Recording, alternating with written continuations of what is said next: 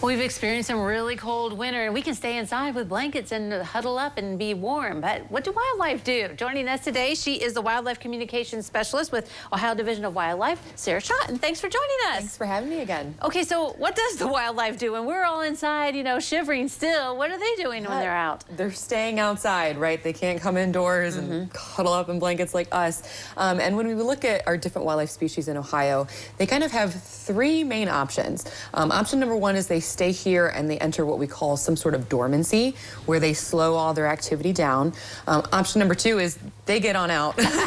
They leave, they go south somewhere where it's warmer, and we call that migration. And then the third option is they stick it out, they stay here and they remain active, and not a whole lot of their life changes other than what they're eating and maybe where they're finding their shelter and their water. Okay, all right, so then let's start with the hibernation part, the dormancy part. Let's talk about that. Yeah, so we have actually several different types of dormancy, and the most popular one that everyone's familiar with is hibernation. That's what we often think. And we often think of a bear going into hibernation for the winter, coming out in the spring.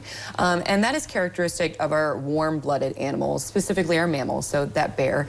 Other animals that go into hibernation are things like our groundhogs. You know, they're gonna come out soon and tell us wake them about up, winter. on Sunday. Yeah.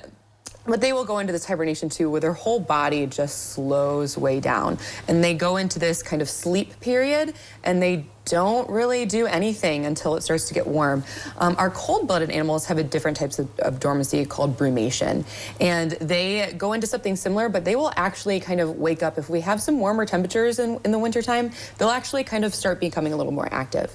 And then we have what's called torpor. It's a type of dormancy where it's something involuntary, so that really harsh, super cold temperatures throws all of our animals into this sort of short-term hibernation. And then one of the most interesting types of dormancy is what our insects do, which is called diapause, where they actually pause their life cycle all of winter and then pick it back up in the spring. That's amazing. All right. So, like, our animals, like, well, squirrels we're seeing out there, but so, like, the fox or a raccoon or skunks, I mean, where are they in this whole situation? Yeah, so those mammals, they're most of them are doing this kind of sticking it out, where they're staying here in Ohio and they're remaining pretty active.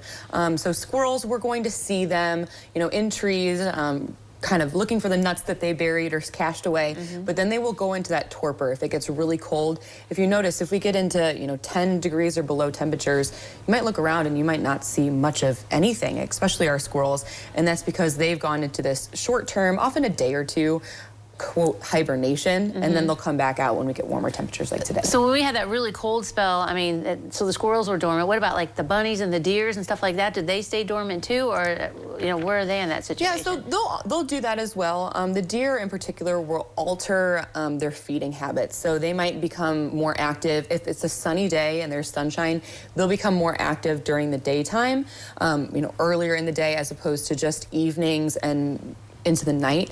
They'll become more active then, and then when it comes to the nighttime, they're going to bed down and hold in their body temperature. All right. Well, you mentioned migration, so who gets out of here and waits for it to get warm again? A lot of our birds get out of here.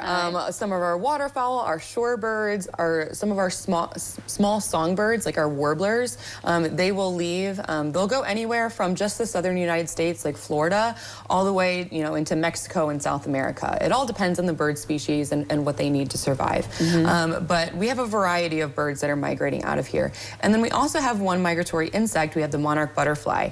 They are migrating in the fall. They leave Ohio and then they go over winter in the forests in Mexico in thousands and thousands of numbers of butterflies. And then come warmer weather, those butterflies will actually slowly migrate up to Ohio.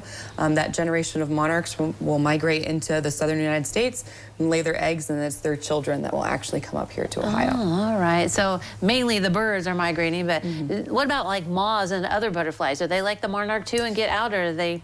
So the monarch is actually the only insects that's doing that migration. Those other butterflies, those moths, they're entering that diapause, which is where it depends on the animal, but they're just pausing their life cycle either as an egg, as a pupa, and they're just staying there, kind of, you know, freezing that life cycle, and then coming back in the spring. Yeah. All right. Cool stuff. Knowing how the animals are surviving. Thanks for coming today. Yeah, of course.